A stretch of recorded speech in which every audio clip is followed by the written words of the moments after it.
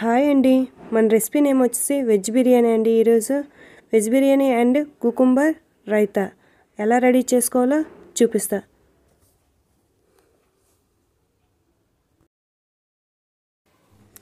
First మనకి ఎన్ని rice కావాలో అన్ని రైస్ తీసుకోవాలండి. నేను 2 గ్లాసెస్ రైస్ తీసుకుంటున్నాను. 2 గ్లాసెస్ రైస్కి 4 గ్లాసెస్ వాటర్ పడుతుందండి. 1 గ్లాస్కి 1 గ్లాస్, 1 గ్లాస్కి 2 గ్లాసెస్ వాటర్ అండి. ఫస్ట్ మంచిగా వాష్ చేసుకోవాలండి రైస్ అంతా. నేను 2 టైమ్స్ వాష్ చేశానండి. ఈ రైస్ అనేవి హాఫ్ అన్ అవర్ నానాలండి. హాఫ్ అన్ అవర్ నానపెట్టుకున్నాక మనం ఈలోపు వెజిటేబుల్స్ కట్ చేసుకుందామండి.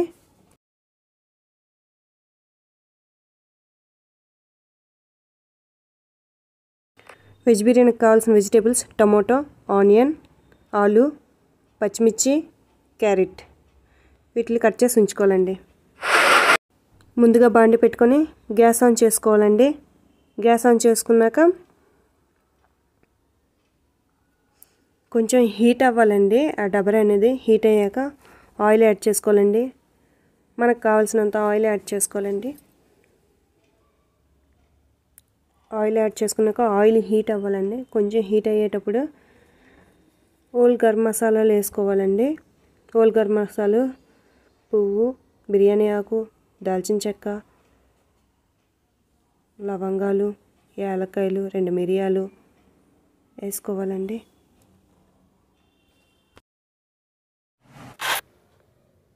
ఇప్పుడు అవి ఫ్రై అవుతున్నాయండి. మరి ఎక్కువగా ఫ్రై చేయకూడదండి, మాడిపోతాయి. కొంచెం ఫ్రై అయినాక మనం కట్ చేసుకుని ఉన్న వెజిటేబుల్స్ యాడ్ చేసుకోవాలండి. ఫస్ట్ ఆనియన్స్ వేసుకోవాలండి. ఆనియన్స్ అండ్ పచ్చిమిర్చి ఇట్లా ఫ్రై చేసుకోవాలండి.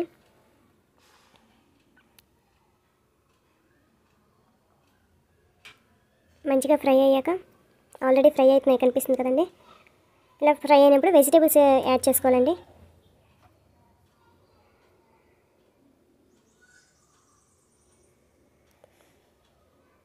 ఆలు,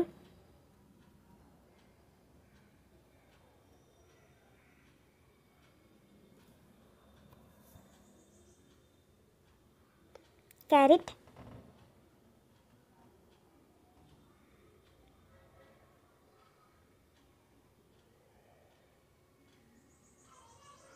మీకు కావాలంటే బీన్స్ ఏమైనా ఉంటే యాడ్ చేసుకోండి. నాకైతే ఇవి చాలు అనిపించిందండి, అందుకే నేను బీన్స్ అవేమి యాడ్ చేసుకోలేదండి. తర్వాత టమోటా యాడ్ చేసుకోవాలండి. ఫ్రై అయ్యి చూడండి, ఫ్రై అయిన టమోటా యాడ్ చేసుకోవాలండి.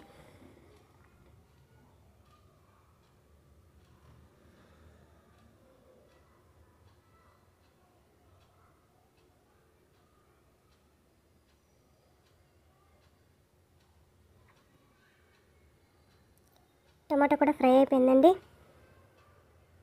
ఇప్పుడు అల్లం వెల్లుల్లి పేస్ట్ 2 స్పూన్స్ యాడ్ చేసుకోండి.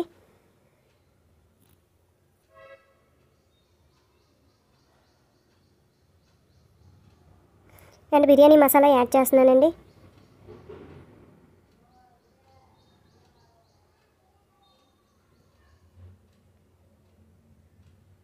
అల్లం వెల్లుల్లి పేస్ట్ పచ్చివాసన పోయినంత వరకు మనం మంచిగా ఫ్రై చేసుకోవాలండి. అడుగంటుంది కనుక కొంచెం కొంచెం కలుపుతూ ఫ్రై చేసుకోవాలండి. కలుపుతూ ఫ్రై చేసుకుంటే సరిపోద్ది.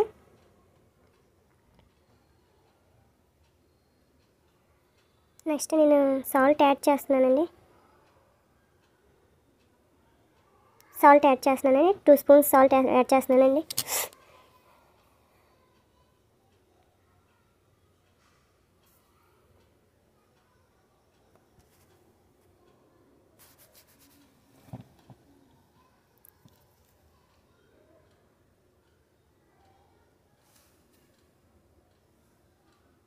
క్లోజ్ చేసి ఒక 5 మినిట్స్ ఉంచాలండి. 5 మినిట్స్ తర్వాత 5 మినిట్స్ తీసుకొని వాటర్ యాడ్ చేసుకోవాలండి. అక్కడ మిస్ అయిందండి. 1 గ్లాస్ 2 గ్లాస్ వాటర్ అని చెప్పాను కదండి. నేను 4 గ్లాస్ వాటర్ యాడ్ చేసుకున్నాను. ఆ వాటర్ బాయిల్ అయ్యాయండి. బాయిల్ అయినాక రైస్ యాడ్ చేసుకుంటున్నానండి. హాఫ్ అన్ అవర్ నానపెట్టుకున్నాను, కడిగి నానపెట్టుకుని రైస్ యాడ్ చేసుకుంటున్నానండి.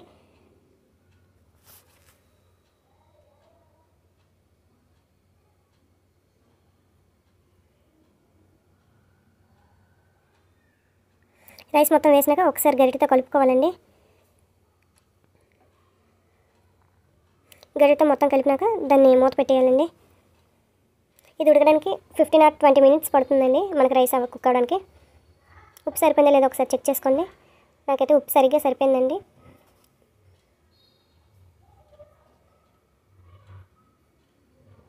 నెక్స్ట్ క్లోజ్ చేసినాక మళ్ళీ చెక్ చేసుకోవాలండి.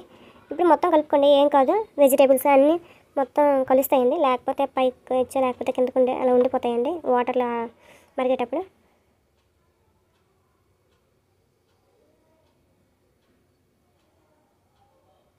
మళ్ళీ మూత పెట్టి 5 minutes కుక్ చేసుకుంటే అయిపోద్దండి.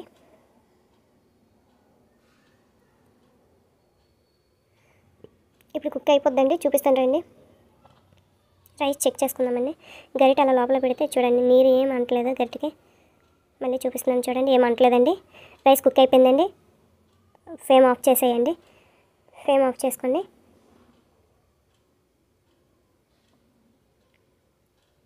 రైస్ చూద్దామండి.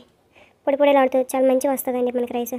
నెక్స్ట్ కుకుంబర్ రైతా అని చెప్పాను కదండి, కుకుంబర్ పీల్ చేయాలండి.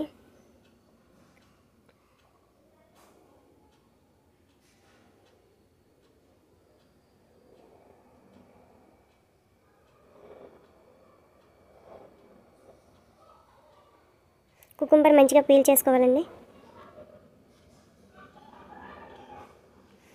దాన్ని నేను తురుముకుంటున్నానండి.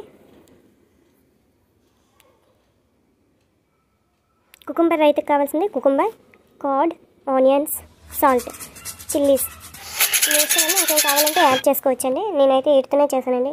వెజ్ బిర్యానీకి చాలా బాగుంటుందండి. ఆనియన్స్,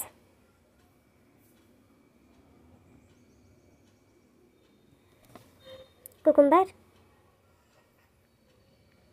పెరుగు,